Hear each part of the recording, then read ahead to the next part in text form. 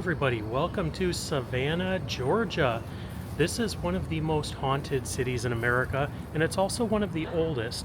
But there are some very interesting places here. Just in front of me is the Graveface Museum, and they have a lot of really interesting things, a lot of artifacts from true crime, shall we say, just odd, weird things, and we're gonna go check it out right now.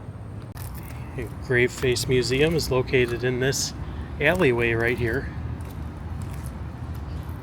I've always heard really interesting things about this place, and today is the day.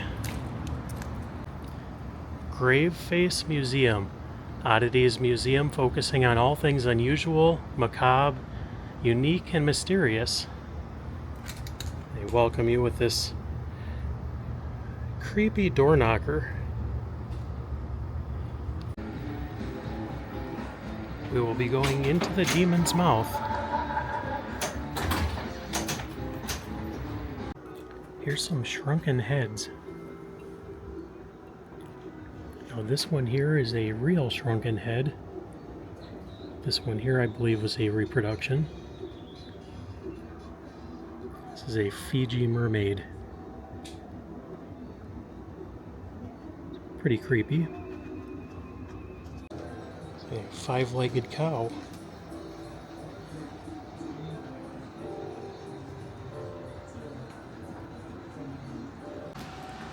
Over here are some two-headed animals. Pretty popular in carnivals and roadside attractions. A two-faced calf.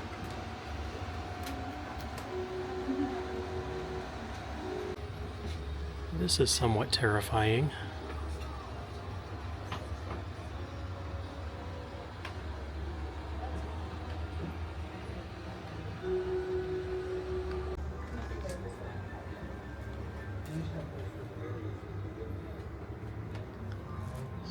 Walkway made of skulls. That is pretty cool.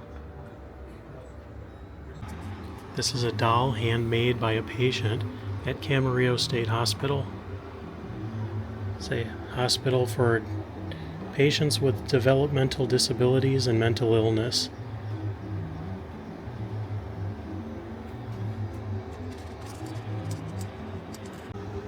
And this is Felix.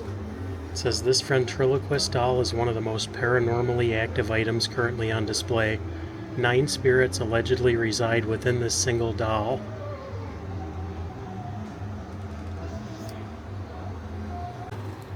The original Bingo 3-ring circus. Despite his smile, this little clown is purportedly haunted, according to both its previous owner and the person who brought it here. It's been known to move when unplugged. Its internal electronics are also totally Frankensteined.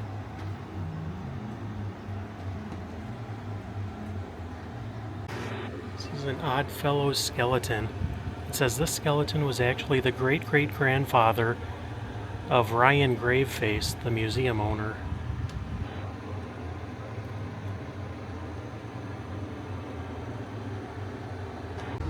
And to lighten the mood, they have Bone Busters Pinball, as well as a few others here. Monster Bash, Haunted House, and the Addams Family. And if you come and visit the museum, you can play these all for free. H.H. Holmes exhibit opening this fall. We might have to come back again. This is a life-size cast of Grady Style Jr.'s hand, otherwise known as Lobster Boy. No sense putting it off. Michael will be there forever. And he really was not a good guy. I will be doing a video on him very, very soon. Now, if you saw this on the stairs, would you go up? We are going to. This is Jeffrey Dahmer's cutlery from apartment 213 from his Milwaukee apartment. It says these utensils were part of Jeffrey Dahmer's cutlery set his father Lionel purchased for him. The cutlery was used by Dahmer in his infamous apartment up until his arrest. The cutlery was recovered by police and filed away as evidence, and then later returned to Jeffrey's father Lionel. It remained in Lionel's possession until 2021.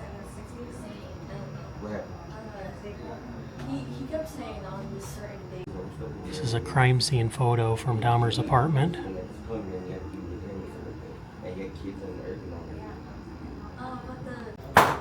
You have Jeffrey Dahmer's prison Bible.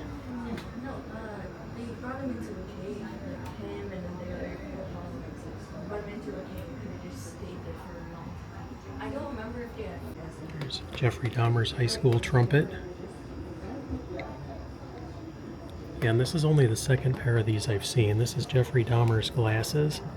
Now the ones I showed you at Alcatraz East were the prison glasses. These are the glasses that he wore in his adulthood before his arrest. These came out of his father's possessions when he passed away.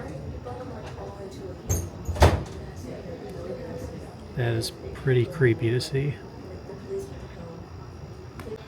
These were original dolls made by Charles Manson in San Quentin in the late 1980s.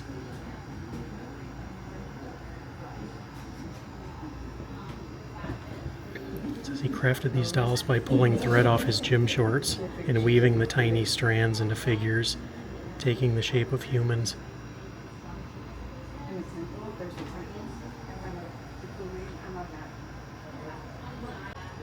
The original sign from Spawn Ranch.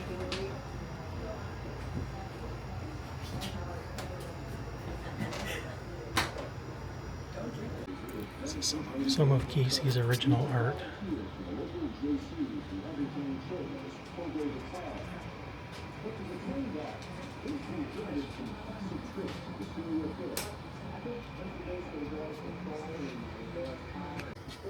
These are some of John Wayne Gacy's other paintings.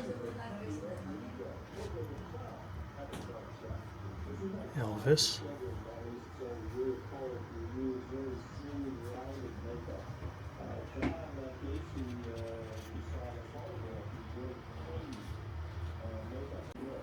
Here's one of his famous Pogo the Clown paintings.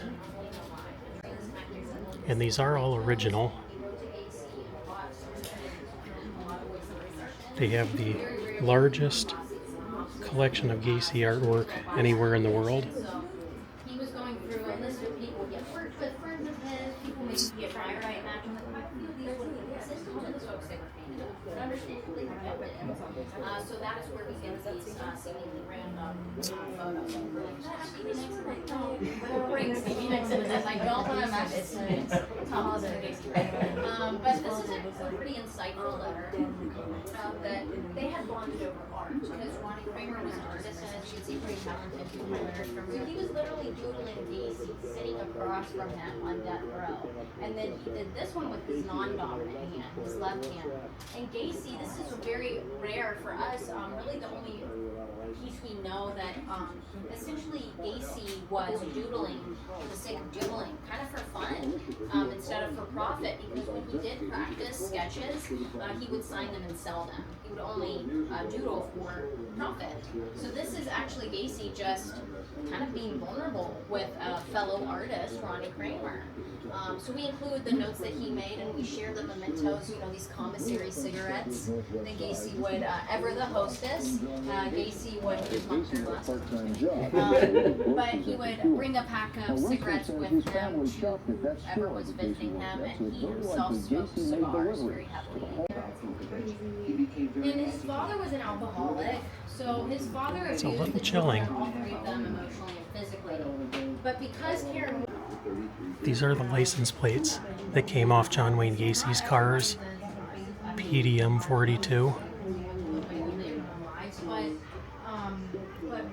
Each of these came off of two different cars.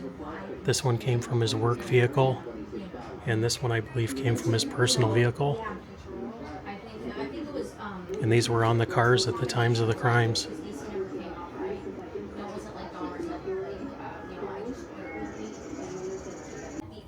That is one of the shovels used to dig graves and dispose of victims. It was recovered from Gacy's property. And this is an exact recreation of the crawl space.